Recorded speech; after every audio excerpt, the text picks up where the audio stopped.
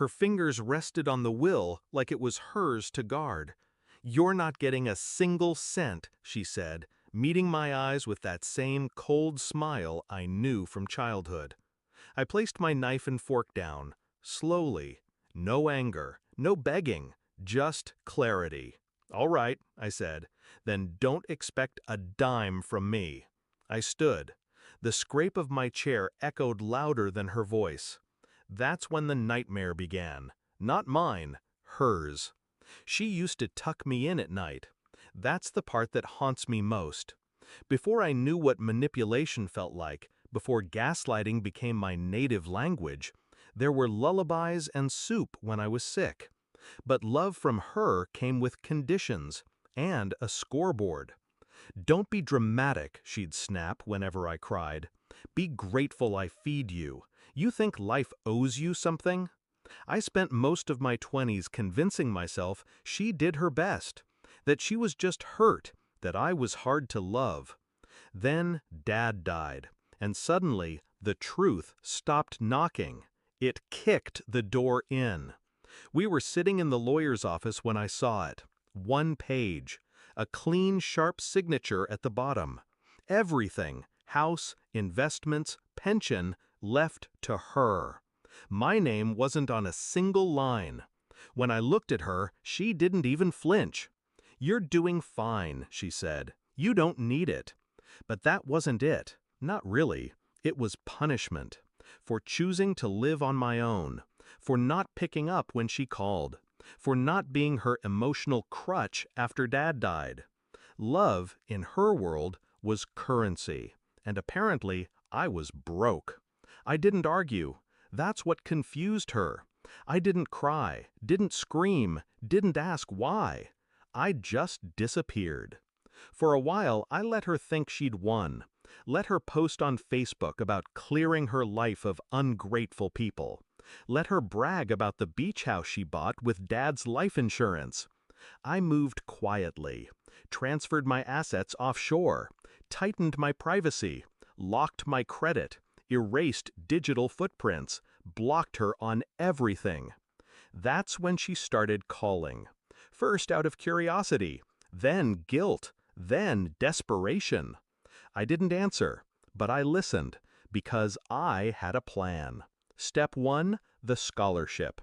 I took a portion of the inheritance she should have shared and started a scholarship in my father's name.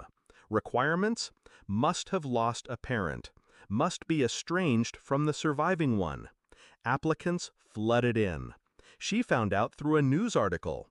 Her face, tight with rage, was tagged in the comments.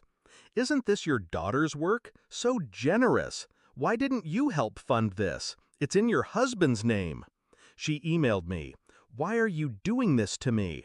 I didn't reply, just forwarded it to a journalist I knew. Headline: "The daughter who turned betrayal into benevolence." Step 2, the audit. I filed a quiet complaint with the Department of Revenue, anonymously. Attached were records she thought she'd deleted. Old emails, forged receipts, offshore accounts. Turns out, misreporting property gains and dipping into life insurance in someone else's name isn't just morally disgusting, it's illegal. They froze her accounts in under 6 weeks. She came to my apartment, uninvited. She was thinner, makeup cracked under her eyes, voice shaking. "You've ruined me," she whispered. I opened the door just enough for her to see I was fine. "No," I said, "you did that. I just handed you the mirror." She tried to sue me, didn't go far. Every lawyer she approached turned her down. Quietly, of course. Most of them had worked with me, or owed me favors, or remembered the scholarship. Then came the foreclosure. The house she bragged about, the one bought with stolen love, gone. Auctioned. Bought by a company I owned through 3 shells. I let her stay. 2 months.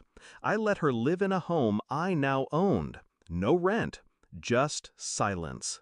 Then, one morning, a single letter slid under her door. "Pack your things." No signature, no explanation. Just justice.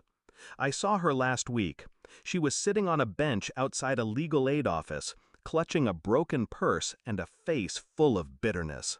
She looked up. Recognition flickered. But I didn't stop. I just walked past her. Because the thing about revenge is, it doesn't always end in screams. Sometimes it ends in silence. In the sound of a door closing gently behind you and not opening again. She placed her hand on that will like she was sealing my fate. She thought she was cutting me out, but all she did was cut herself off from the only person who ever would have stayed. She said I wouldn't get a cent. Now she has nothing, and I'm doing just fine.